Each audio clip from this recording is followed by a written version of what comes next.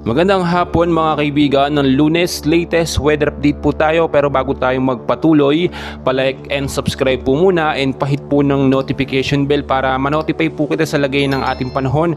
Maraming salamat po mga kaibigan. Patuloy nating minomonitor eto nga pong severe tropical storm Karina o bagyong Karina na continues to steady intensify as it moves northwestward po over the Philippine Sea. So makikita o nakikita nyo naman po sa ating pinaka live radar. Kaninang umaga po ng alas 10 ng umaga mga kaibigan ay namataan po yung mata nitong si bagyong Karina, no, na may estimated pong layo na 355 kilometers east of Tuguegarao City, Cagayan. So kung titignan nyo, daan-dahan lang po yung kanyang pagkilos, no, pa northwestward.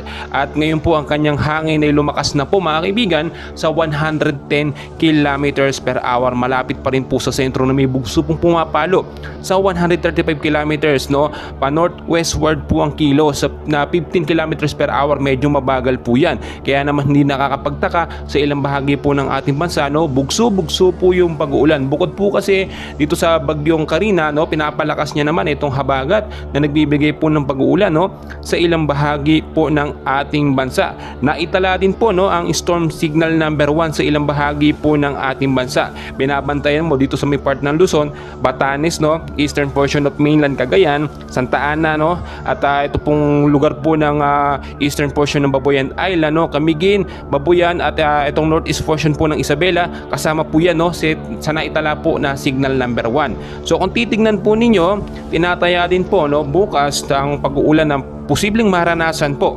Ito pong extreme northern portion po ng mainland Cagayan, 100 to 200 millimeters na pag-ulan. Yun po yung dami ng tubig. So expected po yan, ibig sabihin posibleng magkaroon ng pagbabaha sa mababang lugar at landslide po sa mga landslide prone area. Kaya maging handa po tayo or mag-ingat tayo sa banta po ng bagyo.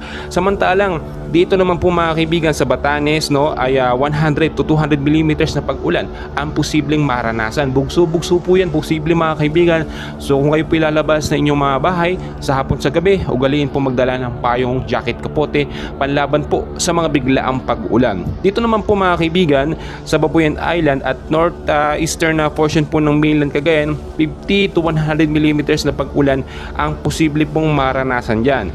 So kung titignan po ninyo yung mga lugar na yan, nakataas pong storm signal number 1. So maging handa po tayo dahil hindi po natin alam yung pagkilos po ni bagyong Karina.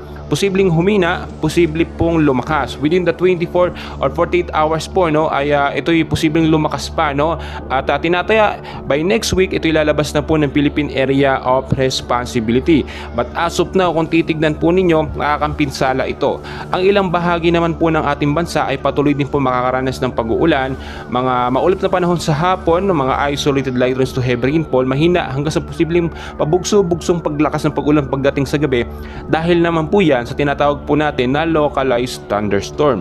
Ito pong si bagyong Karina mga kaibigan, meron po agad, no, nandito sa may part ng silangan din, no, makikita nyo, ito yung sinasabi natin na posible ding mabuo bilang isang low pressure area o sinasabi natin another bagyo po o panibagong bagyo na posibleng pumasok, no, sa ating Philippine Area of Responsibility.